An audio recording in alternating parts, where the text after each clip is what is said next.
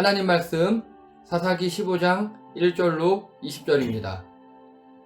이런 일이 있은 지 얼마 뒤에 밀 추수 때가 되었을 때에 삼손은 새끼 염소 한 마리를 가지고 아내를 찾아가서 장인에게 아내의 침실로 들어가게 해달라고 부탁하였으나 장인은 그가 아내 방에 들어가는 것을 허락하지 않았다.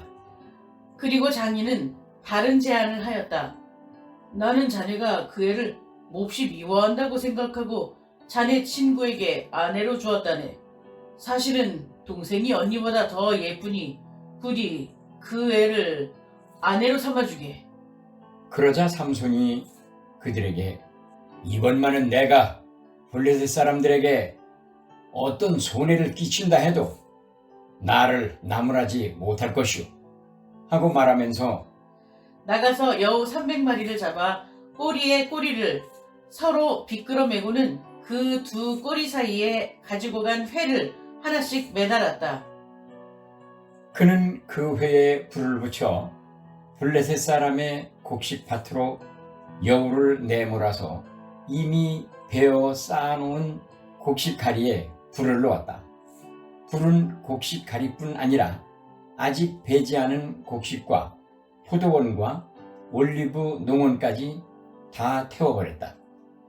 블레셋 사람들은 누가 그렇게 하였는지 알아보았다. 마침내 사람들은 딥낫 사람 곧 삼손의 장인이 삼손의 아내를 빼앗아 들러리 섰던 친구에게 아내로 주었기 때문에 삼손이 저지른 일임을 알게 되었다. 블레셋 사람들이 딥나로 올라가서 그 여자와 그 아버지를 불에 태워 죽였다. 그러자 삼손이 그들에게 말하였다. 너희가 이렇게 하였으니 내가 너희에게 원수를 갚기 전에는 가만히 있지 않겠다. 그는 블레셋 사람들을 닥치는 대로 마구 무찌르고 내려가서 에담 바위 동굴에서 쉬고 있었다. 블레셋 사람들이 쳐 올라와서 유다 땅에 진을 치고는 레히 지방을 짓밟았다. 유다 사람들이 그들에게 말하였다. 당신들은 무엇 때문에 우리를 치러 올라왔소? 그들이 대답하였다. 삼손을 잡으러 왔소. 삼손이 우리에게 한 대로 우리도 그에게 갚아주겠소. 그래서 유다 사람 3,000명이 에담 바위 동굴에 내려가서 삼손에게 말하였다. 블레셋 사람들이 우리를 지배하고 있다는 것을 당신은 잘 알지 않소? 그런데 당신이 어찌하여 우리에게 이런 일이 미치게 하오? 삼손이 그들에게 대답하였다. 그들이 나에게 한 대로 나도 그들에게 갚아주었을 뿐이오. 그러자 그들이 삼손에게 말하였다. 우리는 당신을 묶어 블레셋 사람들에게 넘겨주려고 왔소. 삼손이 그들에게 말하였다. 그렇다면 나를 죽이지 않겠다고 맹세하시오. 그들은 삼손에게 다짐하였다. 결코 죽이지 않겠소. 우리는 당신을 묶어서 그들에게 넘겨만 주겠소. 결코 우리가 당신을 죽이지는 않겠소. 그리고 그들은 새 밧줄 2개로 그를 묶어서 바위 동굴에서 데리고 나왔다. 삼손이 레히에 이르자 블레셋 사람들이 마주 나오며 그에게 소리를 질렀다. 그때에 주님의 영이 그에게 세차게 내리니 그의 팔을 동여맸던 밧줄이 불에 탄 사모라기 같이 되어서 팔에서 맥없이 끊어져 나갔다. 마침 삼손은 싱싱한 당나귀 턱뼈 하나가 있는 것을 보고 그것을 손에 집어들고 블레셋 사람을 1,000명이나 쳐 죽이고 나서 이렇게 외쳤다. 나귀 턱뼈 하나로 죽음을 무더기로 쌓았다. 나귀 턱뼈 하나로 1,000명이나 쳐 죽였다. 이렇게 외치고 나서 삼손은 손에 든 턱뼈를 내던지고 그곳 이름을 라맛 레히라고 불렀다. 삼손은 목이 너무 말라서 주님께 부르짖었다. 주님께서 친히 이 크나큰 승리를 주님의 종의 손에 허락하셨습니다. 그런데 이제 제가 목이 타서 저 할례 받지 못한 자들의 손에 붙잡혀 죽어야 하겠습니까? 하나님이 레히에 있는 한 우묵한 곳을 터지게 하시니 거기에서 물이 솟아나왔다. 삼손이 그 물을 마시자 제정신이 들어 기운을 차렸다. 그래서 그 샘 이름을 엔학고레라고 하였는데 오늘날까지도 레히에 있다. 다 함께요. 삼손은 블레셋 사람들이 다스리던 시대에 20년 동안 이스라엘의 사사로 있었다. 아멘. 다 함께 제목 읽겠습니다. 시작. 스파이럴 다운 12 도찐 개찐. 아멘. 예, 지난주 말씀이 기억나십니까? 뭐 했는지? 악함을 쓰임 받으며. 어우, 감사합니다. 100점이십니다. 예. 그래서 삼손은 뭐 장점이나 이런 게 아니라 악함을 쓰임 받아가지고 나중에 결국 버림받는다. 불행한 삶을 산다. 뭐 이런 이야기의 시작이었습니다. 자, 다 함께 사사기 주제 한 목소리 읽겠습니다. 시작. 마음의 중심을 잡자. 아멘. 계속 이렇게 사사기 내내 중심 갖고 이야기하는데요. 이 특징을 보면 이제 사사들조차 중심을 잡지 못해요. 사사들조차. 지금 삼손 보세요. 전혀 중심 잡은 자의 모습이 아니지 않습니까? 그래서 지난주에 블레셋이 이렇게 있었는데 삼손이 소라에 살면서 딥나로 내려갔었다. 그런데 딥나는 평지 약 해발 100m였고 소라 삼손이 사는 곳은 해발 약 500m 되는 산지였다. 그래서 약 20km 정도였는데 이 20km는 우리 교회에서 영종도 공항이나 송도나 여의도만큼 먼 거리였다. 삼손은 즉 우연히 딥나로 간 게 아니라 작정하고 놀러 간 거였어요. 작정하고. 이방 영토로 간 겁니다. 나시린이 그것도. 여기 가서 이제 삼손이 여러 가지 일을 하는데 그런데 부모는 당연히 반대했겠죠. 야, 너 그러면 안 돼. 나시린이 왜 그러니? 그런데 그 부모는 오늘 4절 말씀해 보니까 이 일을 하나님이 하시는 걸 알지 못했답니다. 그래서 제가 지난번에 질문 드렸어요. 그럼 과연 삼손은 알고 있었을까?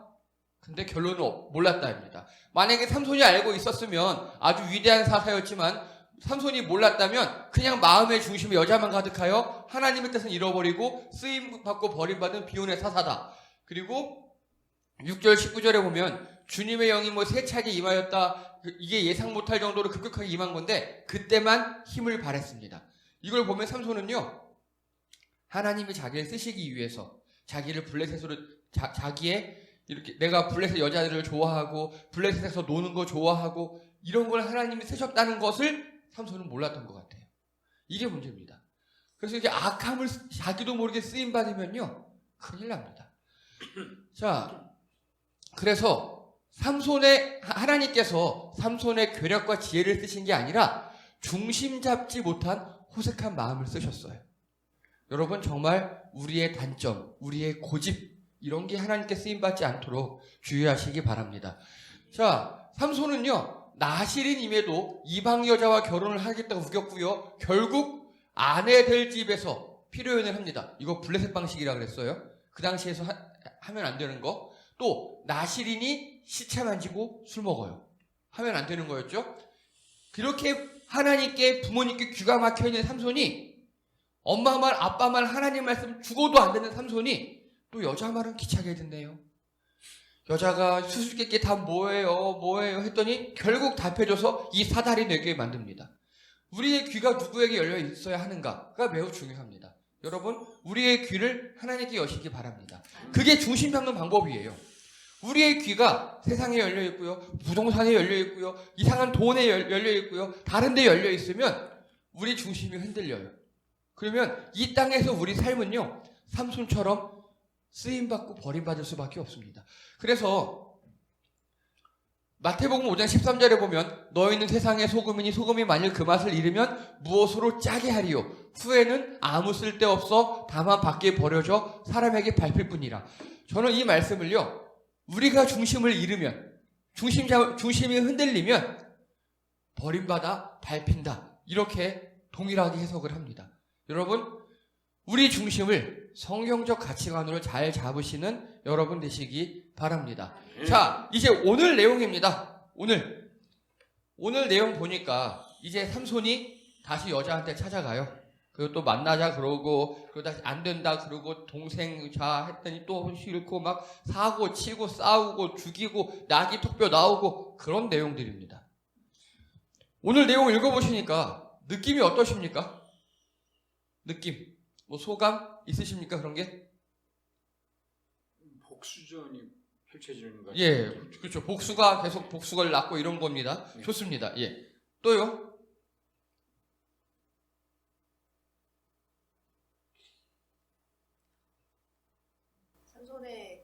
삼손이 막 왔다 갔다 하는 것 같아. 기분이 이랬다가 저랬다. 삼손이 왔다 갔다 한다. 예, 좋습니다. 자, 먼저요. 오늘 스토리를 이해하시려면요. 이 발단이 결혼 제도예요. 결혼 제도. 현대랑은 달라요. 그래서 고대의 결혼 제도에 대해서 우리가 좀 알아볼 필요가 있습니다. 특히 이 팔레스타인 중동 지역의 고대 결혼 제도는요. 먼저 한 가지 가부장제 결혼이 있어요. 제일 일반적인 거. 우리 잘 아시는 거.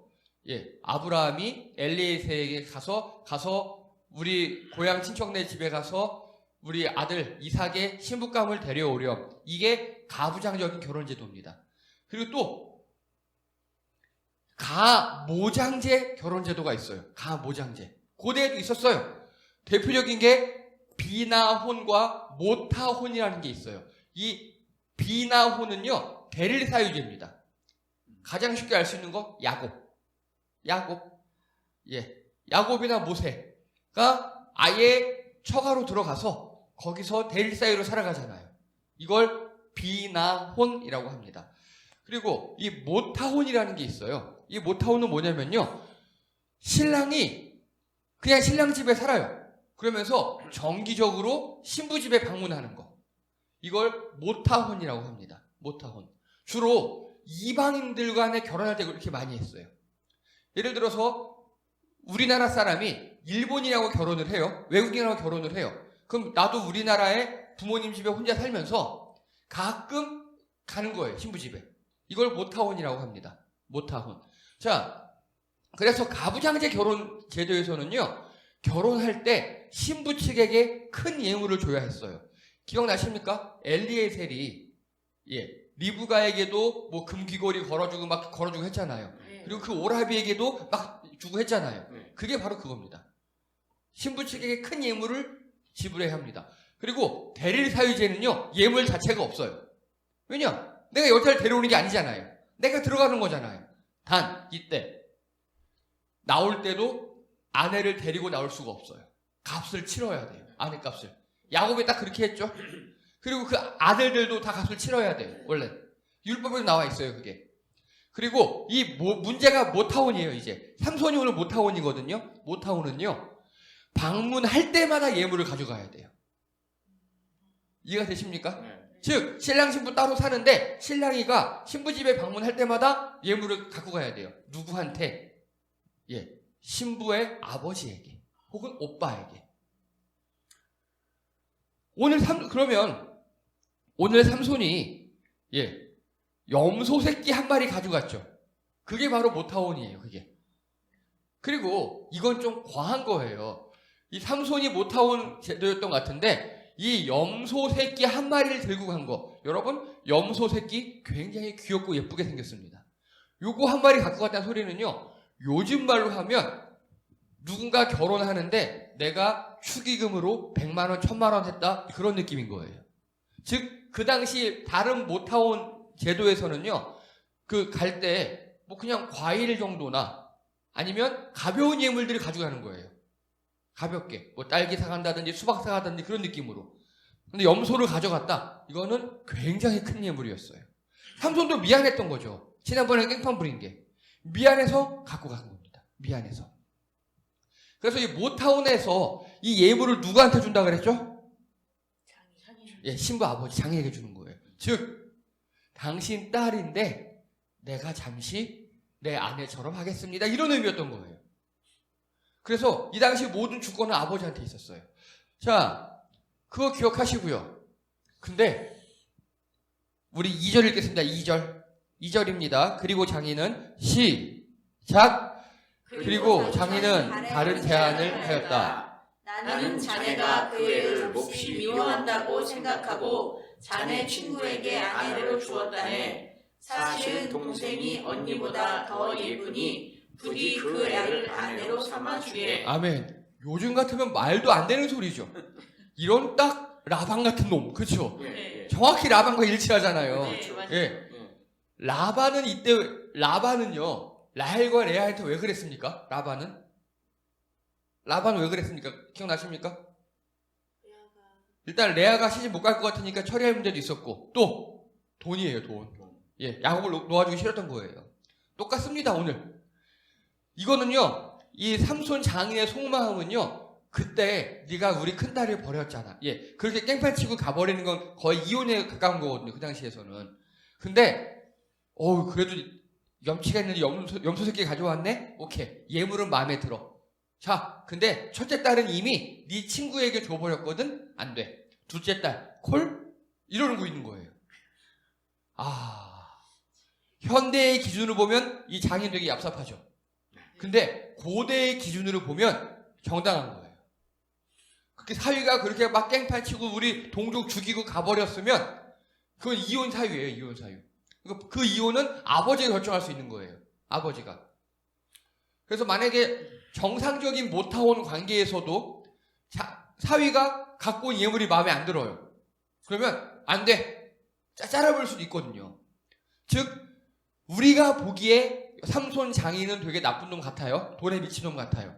그런데 고대 사회의 기준으로 보면 삼손 장인은 정당한 거예요. 그리고 오히려 호의를 베풀었어요. 둘째 딸이라도 괜찮니? 이런 식으로. 자, 그런데 이제 여기서부터 삼손의 희한한 일들이 벌어지기 시작합니다. 자, 3절에 보니까 그러자 삼손이 그들에게 이번만은 내가 블레셋 사람들에게 어떤 손해를 끼친다 해도 나를 나무라지 못할 것이요 라고 삼손이 이야기합니다. 먼저 그들이 누굽니까? 삼손이 얘기한 그들이 누구예요? 예, 그들은요 장인의 식구들일 거예요. 바로 좀 자기 앞에 있으니까. 그렇죠? 그리고 근데 누구에게 손해를 끼친다고요? 블레셋 사람들. 왜요?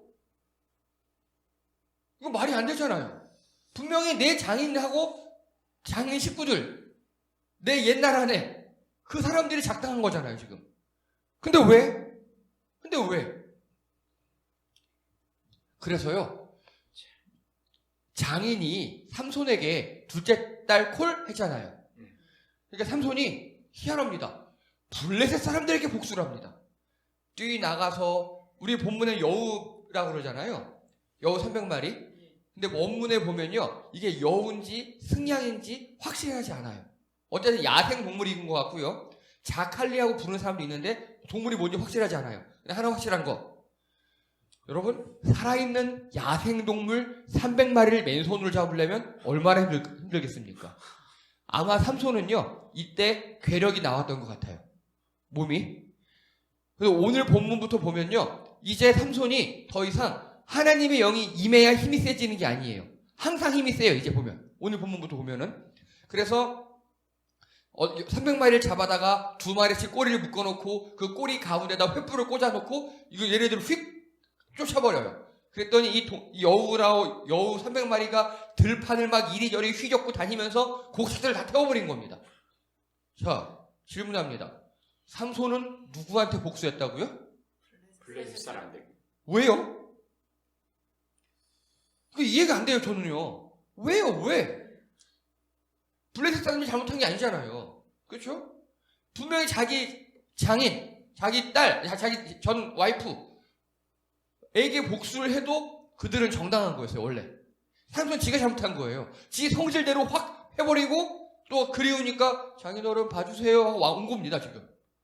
그러면은 장인이 안 돼! 그랬으면 회개하든가 빌든가 했어야지 또 엉뚱한 블레셋 사람들이 가서 복수하고 있어요. 여러분, 삼손은요 이런 식이었어요.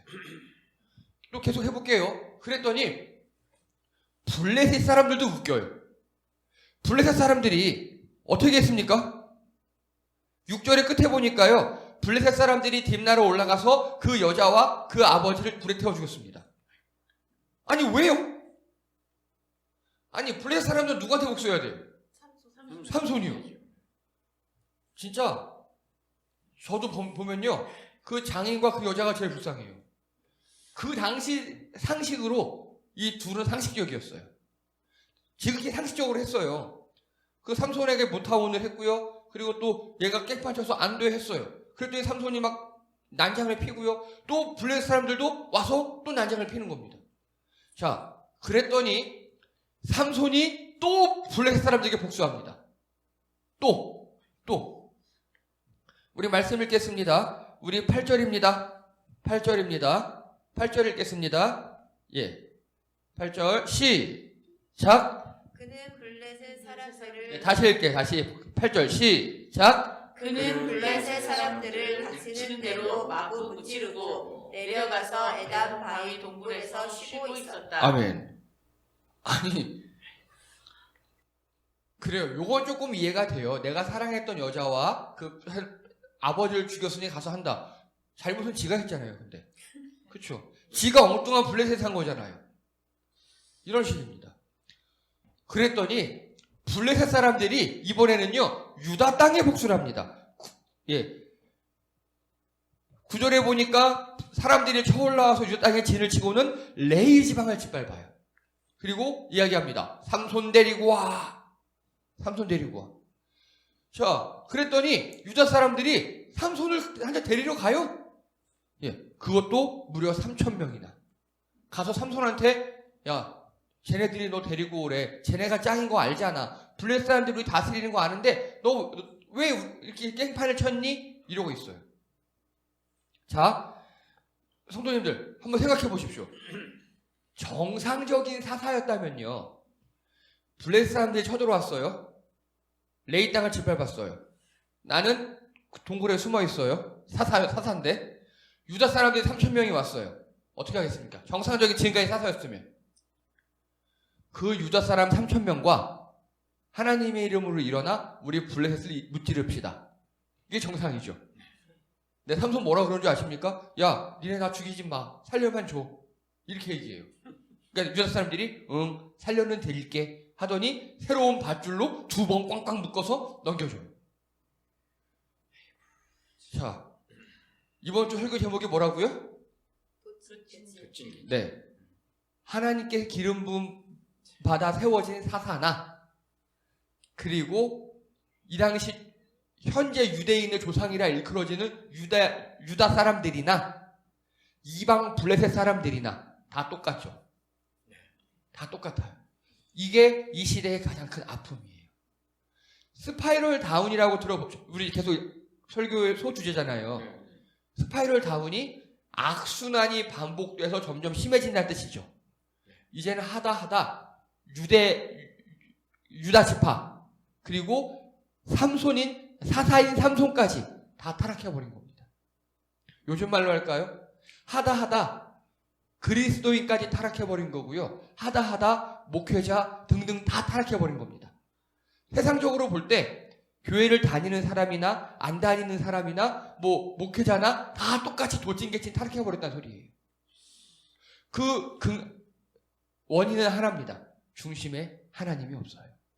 이 당시에도 그랬고 유다 사람들도 아니 하나님의 중심이 없어요.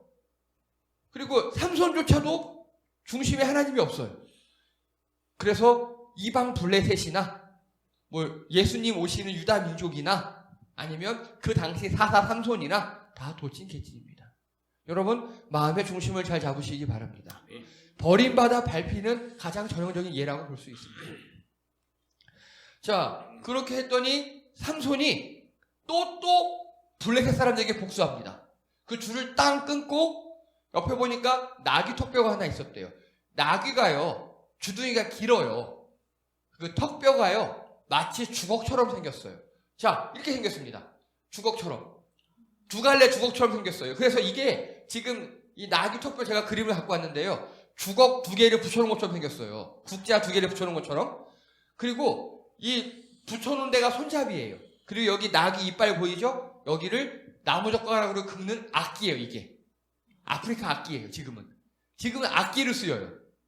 삼손이 그 손잡이를 딱 잡고 그걸로 쳐 죽였답니다. 1,000명을. 아니, 저 이게 웃긴 게요. 아까 유다 사람 3,000명 올라갔을 때 있었잖아요. 그때 삼손이 마음의 중심에 하나님이 조금이라도 있었으면 유다 사람들아, 나 사사, 하나님의 이미 영했어. 저 우리 이방 사람들 쳐부수자. 유다 사람들이 아멘! 아니 그리고 충분히 이렇게 아름다운 수 있는 이야기잖아요.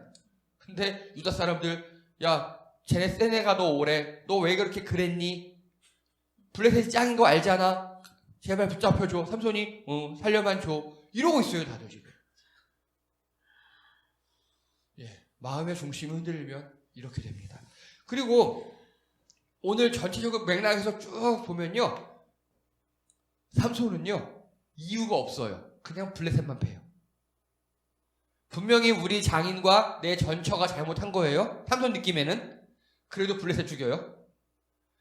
블레셋이 그래서 그들을 죽였어요. 또 블레셋 죽여요. 그랬는데 블레셋 사람들이 이번에 우리나라를 쳐들어왔어요. 또 블레셋 죽여요. 삼손은 정말 한 놈만 꾸준히 팼습니다. 블레셋만. 그러다 보니까요, 어떤 부작용이 생겼느냐. 자, 지난주, 이번주 삼손에 대해서 알아보고 있는데 여러분 어떻습니까? 삼손이 하나님께 쓰임받은 위대한 사사입니까? 아니요. 전혀 아니죠. 그렇죠? 예, 오히려 악함을 쓰임받고 삼손의 고집과 호색함과 그 꼬장을 쓰임받은 정말 비운의 사사잖아요. 그럼에도 불구하고 삼손이 그 후에 유대 사람들에게 사사로 인정받고 존경받을 수 있었던 건요, 삼손이 패는 대상이 블레셋이었기 때문이에요. 왜냐? 블레셋과 이스라엘은 지금까지 원수거든요. 요거 자세한 거는 오늘 인문학 강의 시간에 하겠습니다. 자, 그래서요, 블레셋만 칩니다. 삼손은 필요 없어요. 누가 잘못했든지 누가 잘했든지 오직 그 분노를 블레셋에게. 하나님이 그걸 쓰신 거예요. 그 분별력 없는 마음을. 그런데 여러분, 우리 살아가다 보면 화나실 때 있죠. 당연히 있습니다. 질문 드립니다. 성경적 가치관으로 중심 잡은 자들은 화를 내면 됩니까? 안 됩니까? 됩니다.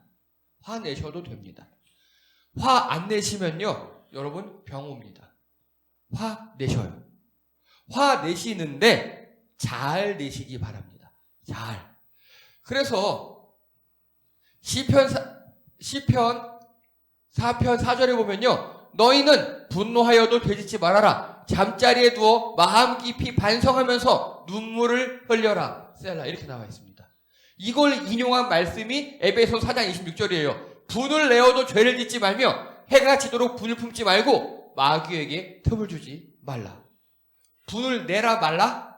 내도 됩니다. 내는데 죄 짓는 분을 내지 마십시오. 자, 누구에 대해서 화가 나요? 화 날 수 있어요. 그런데 화가 나도 필요 이상으로 막 계속 그 사람을 아프게 한다든가, 화를 내는데 너 왜 그랬어? 그러지 마! 뭐 이 정도 수준이면 괜찮은데 막 뭐 이상한 하고 과거의 일까지 다 끌어들이고 너 5년 전에 그렇게 했었잖아. 너 얼마 전에 어떻게 했잖아. 자꾸 과거의 일을 끌어들이는 사람도 있고요. 그리고 화를 내면서 막 폭력적으로 행사하는 사람도 있습니다. 또 있어요. 화를 내는데 남을 어떻게 해치지 못하고 화를 자기 스스로에게 내는 거예요. 나를 때려요. 자해를 하든지 마음을 자해를 하든지, 신체적 자해 또 심적 자해 둘 다 포함입니다. 이렇게 하시면 안 됩니다. 화가 날 때는 화를 내셔도 됩니다. 사탄에게 틈을 주지 않도록 죄가 되지 않는 범위 내에서 분을 내시기 바랍니다. 그래서요, 여기에 대해서 꿀팁을 드리자면요, 내가 화가 나잖아요. 분노의 원인과 대상을 잘 따져보셔야 돼요. 자, 삼손 보세요. 예쁜 내 아내랑 결혼을 못하게 됐죠. 장인이 안 된다 그랬죠. 이미 내 친구한테 줘버렸다 그랬어요. 그러면 거기서 삼손이 묵상해야 돼요. 확 하고 분이 올라왔을 거잖아요. 아, 내가 잘못한 건 없었나? 저 장인이 저렇게 한 게 정당했는가를 묵상했어야 해요.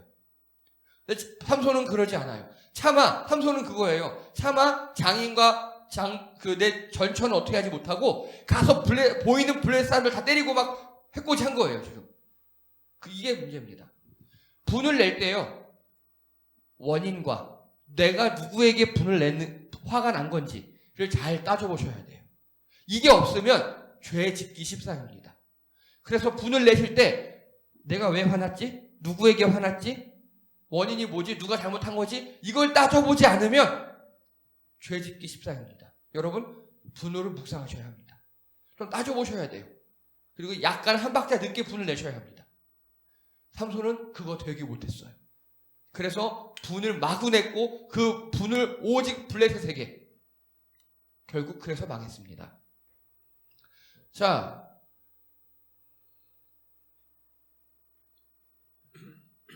제가 좋아하는 말씀입니다. 마태복음 5장 14에서 16입니다. 다음 제가 읽겠습니다. 너희는 세상의 빛이다. 산 위에 있는 마을은 드러나기 마련이다. 등불을 켜서 뒷박으로 덮어두는 사람은 없다. 누구나 등경 위에 얹어둔다. 그래야 집 안에 있는 사람들을 다 밝게 비출 수 있지 않겠느냐.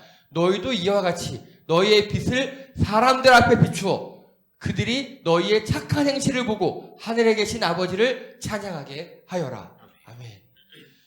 이게 예수님께서 빛과 소금에 대한 이야기 중 빛에 관한 이야기입니다. 삼손은 이게 안 되는 겁니다. 이게 안 돼요.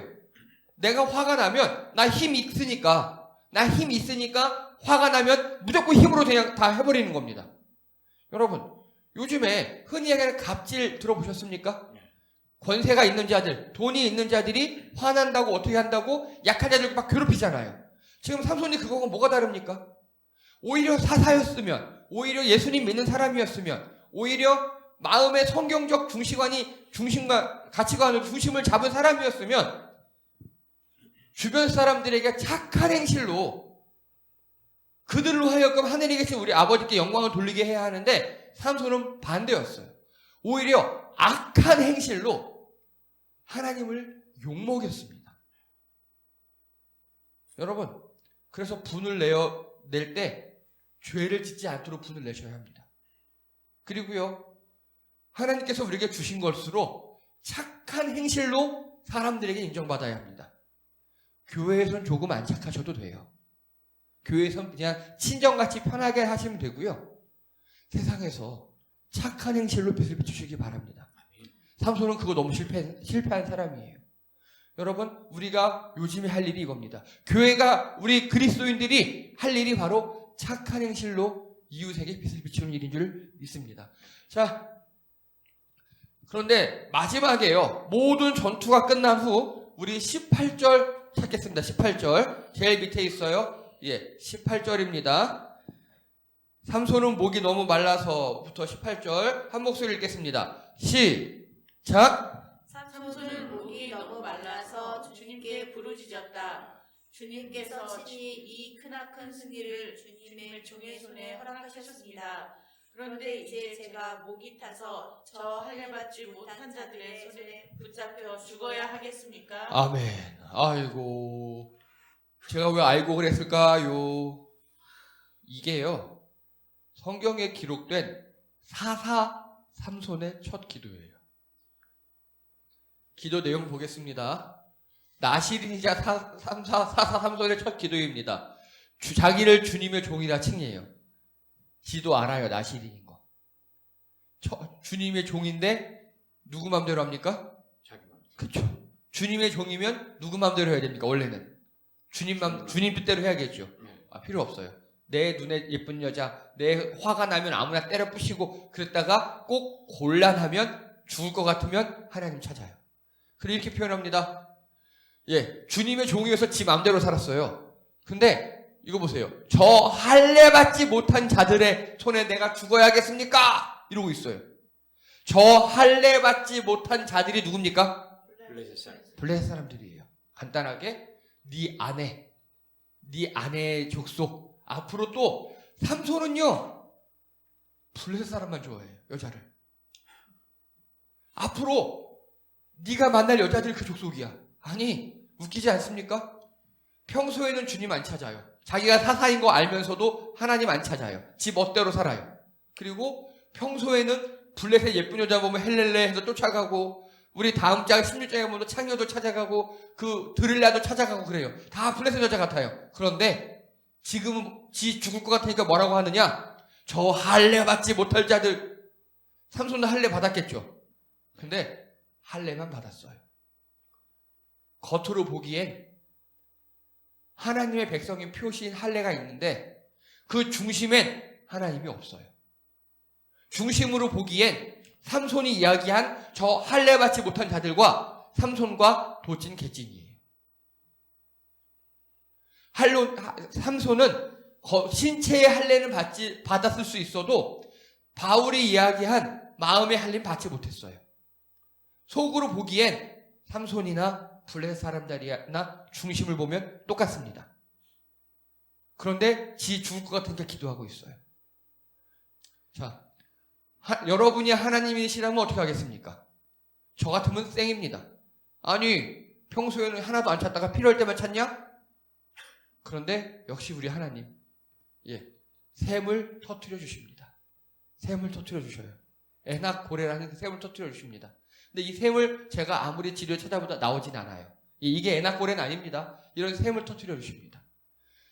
진짜 역시 우리 하나님이셔요. 필요할 때만 하나님을 찾는 삼손. 그래도 응답하시고 샘을 터뜨려서 구해주신 우리 하나님. 여러분, 필요할 때만이라도 하나님을 찾으시기 바랍니다. 물론 필요할 때도 하나님을 찾으시는 여러분 되시기 바랍니다. 감사합니다. 오늘의 결론입니다. 분노에 대한 성경적 가치관을 정립하셔야 합니다. 다른 건 괜찮아요. 우리 웃고 떠들 때 다 좋잖아요. 근데 분을 낼 때 우리 기독교인은 달라야 합니다. 세상과는 달라야 해요. 분노에 대한 성경적 가치관은요, 그 분을 표출하기 전에 원인과 대상을 명확히 해야 합니다. 분노를 묵상하십시오. 그리고요, 마음의 칸을 분리하시기 바랍니다. 이런 거죠. 제가 와이프하고 좀 안 좋아서 싸웠어요. 근데 애들이 왔어요. 그럼 우리 보통 누군가 싸워서 마음이 상해 있어요. 근데 또 다른 사람이 보면은 저리가 이놈들아! 뭐 그럴 수 있잖아요. 이러시면 안 돼요. 마음의 칸을 분리하셔야 돼요. 내 마음에 내가 누구 때문에 분노했어요? 그러면 그 사람하고 분노한 마음을 두시고, 그리고 또 다른 마음으로 다른 사람들을 대하려고 노력하셔야 돼요. 이걸 성경적으로 이야기하면요, 여러분이 분노의 전달자가 되면 안 됩니다. 내가 A라는 사람 때문에 분노했으면 그 분노한 마음을 B, C에 전달하면 안 된다고요. 우리는요, 복의 전달자가 되어야 합니다. 그런데 분노의 전달자가 되기 십상입니다. 내가 누구 때문에 짜증이 나고 누구 때문에 화가 났다고 다른 사람한테 막 풀어버리면 나는 시원할 수 있어도 그 사람 뭔 죄입니까? 우리가 그렇게 하면 안 돼요. 여러분, 분노의 전달자가 안 되시는 여러분 되시기 바랍니다. 마음의 칸을 철저하게 분리하시고요. 자, 분을 냈어요. 아까 에베소서 10편 말씀에 언제까지 분을 내라 그랬습니까? 하루. 하실 때 하루입니다. 하루 이상은 분을 내지 마세요. 그게 우리의 정신 건강에 좋습니다. 그리고 그 분을 하나님께 맡기시는 여러분 되시기 바랍니다. 계속 읽겠습니다. 다음입니다. 시작. 우리를 불쌍히 여기시는 하나님. 아멘. 여러분, 필요할 때만이라도 하나님을 찾고 구하고 두드리면 우리를 불쌍히 여기셔서 응답해 주시는 하나님인 줄 믿습니다. 필요할 때만이라도가 아니라 이제부터는 필요할 때도 하나님을 찾으시는 여러분 되시기 바랍니다. 늘 하나님을 찾으시는 여러분 되시기 바랍니다. 계속 마지막 읽겠습니다. 시작. 중심 잡은 자의 증거, 착한 행실. 아멘. 여러분, 우리가 마음의 중심을 잡았으면요, 그게 우리 겉으로는요, 착한 행실로 드러납니다. 우리가 성경적 가치관으로 마음의 중심을 잡았잖아요? 그러면 하나님께 어떤 것보다도요, 이웃에게 착한 행실로 드러나야 합니다. 삼손처럼 무슨 일만 나면 블레셋 가서 깽판 치는, 무슨 일만 있으면 약자에게 가서 괴롭히는, 그렇게 하지 않으시는 여러분 되시기 바랍니다. 세상과는 다른 착한 행실로 빛을 비추시는 여러분 되시기를 주님의 이름으로 축복합니다. 기도합니다. 할렐루야. 하나님, 오늘 삼손은 하나님께 기름 부음 받은 나실인이며 사사임에도 불구하고 그 중심에 하나님이 없어서, 성경적 가치관이 없어서 정말 세상 사람들과 똑같이 살았습니다. 하나님, 그리하여 버려져 밟혀진 삼손을 보고 우리가 그렇게 살지 않도록, 우리가 중심을 잡을 수 있도록 우리를 도와주시옵소서. 분을 내어도 죄를 짓지 말며 하루를 넘기지 않고 우리 마음의 칸을 잘 분리해서 분노의 전달자가 되지 않는 우리가 되게 도와주시옵소서. 그래 우리가 어려운 일 닥쳤을 때 늘 하나님께 기도하고 구하고 찾고 두드리는 우리를 되게 도와주시옵시고 착한 행실로 이웃에게 하나님의 빛을 비추게 도와주시옵소서. 우리의 중심 잡음을 착한 행실로 빛을 비추는 우리 성도들 되게 도와주시옵소서. 감사드리며 예수님의 이름으로 기도드립니다. 아멘. 아멘.